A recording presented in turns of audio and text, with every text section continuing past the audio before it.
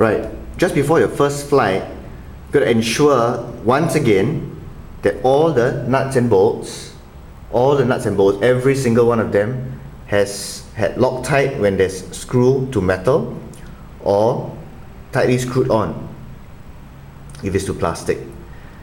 You have to make sure that everything doesn't jiggle and there's no lag at all.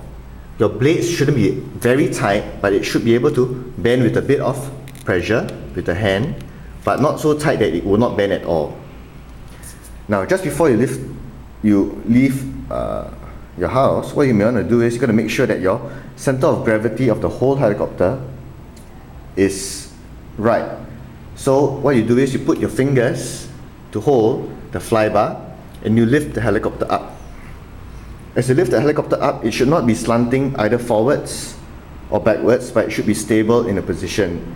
If that's the case, then your center of gravity is just about right. It'd be good to note that in your transmitter, in your dual rate settings, you may choose to actually add some exponential. In this case, I have about 30%, which is a good place to start for both your ailerons as well as your rudder and elevators. This makes the helicopter a little easier and less twitchy.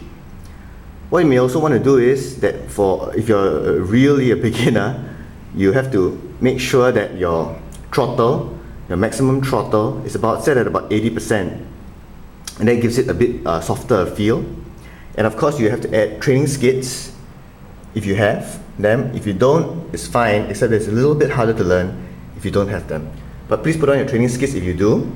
But training skids do have their own problems. It causes vibrations, and so that may want to have an option of whether or not you're going to do that. Alright, good, we're ready to start.